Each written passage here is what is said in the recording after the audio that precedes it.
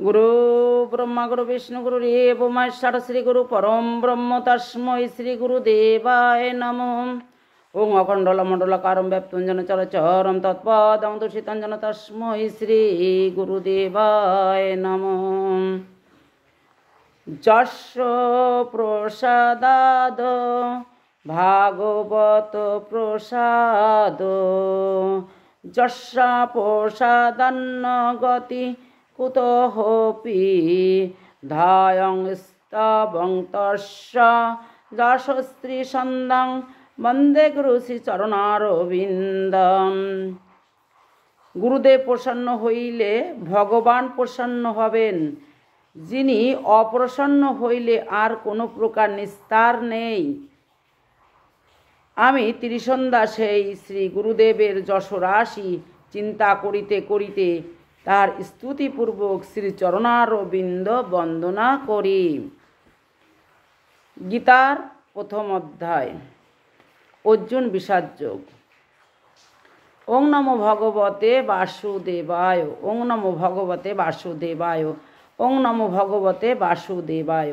ধর্মক্ষেত্রে কুরুক্ষেত্রে সমবেতা যুযুৎসব মামকা পাণ্ডবাশ্চৈব Kim কুর্বাত Sanjay.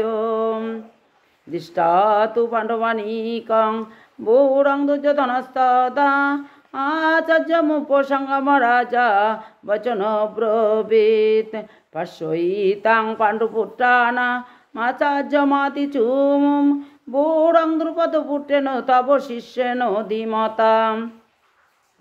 প্রথম অধ্যায়ের অনুবাদ। ধৃতরাষ্ট্রের দুর্যোধন দুঃশাসন ইত্যাদি শতপুত্র এবং পাণ্ডুর যুধিষ্ঠির ভীম অর্জুন নকুল সহদেব এই 5 পুত্র। ইহাদের মধ্যে কুরুক্ষেত্রে 18 দিন যুদ্ধ হয়। অন্ধ ধৃতরাষ্ট্র তাহার আমাত্য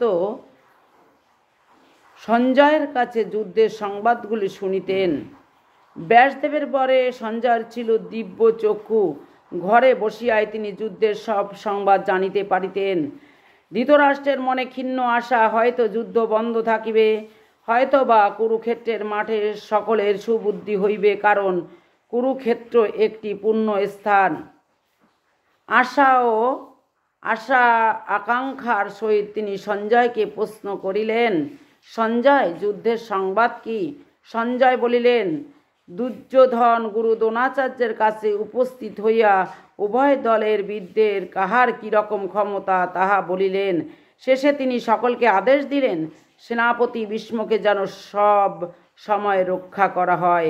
সেই সময় 2 দলের সেনাপতিগণ শাঁখ বাজাইলেন।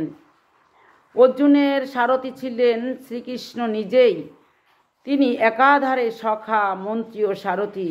অর্জুনের অনুরোধে তিনি 2 সৈন্য দলের মাঝখানে রথ রাখিলেন। অর্জুন দেখিলেন যে এই যুদ্ধে জয়লাভ করিয়া রাজ্যসুখ ভোগ করিতে হইলে জ্ঞাতি বন্ধু ও আত্মীয় স্বজনকেই মারিতে হইবে। ইহাতে তিনি অত্যন্ত কাতর হইয়া ধনুর্বাণ রাখিয়া দিলেন এবং যুদ্ধের শোচনীয় পরিণাম ভাবিয়া যুদ্ধ করিবেন না স্থির করিলেন। অর্জুন যুদ্ধ করতে চায়নি যে আত্মীয় স্বজন মেরে আমি যুদ্ধ করব না। তিনি বলিলেন যে জ্ঞাতি বন্ধুদের লইয়া লোক ধন সম্পদ ভোগ করিয়া সুখী হয়, তাহাদিগকে মারিয়া রাজ্য লাভ করিলে কি সুখ হইবে, তাহা অপেক্ষা তিনি বরং শত্রুর হাতে জীবন দিবেন, তবুও কিছুতেই যুদ্ধের মতো এমন নিষ্ঠুর ও স্বার্থপর কাজ করিবেন না। জ্ঞাতি বন্ধুকে বধ করিয়া জয়লাভ, রাজ্য লাভ ও সুখ লাভ কিছুই তাহার দরকার নেই।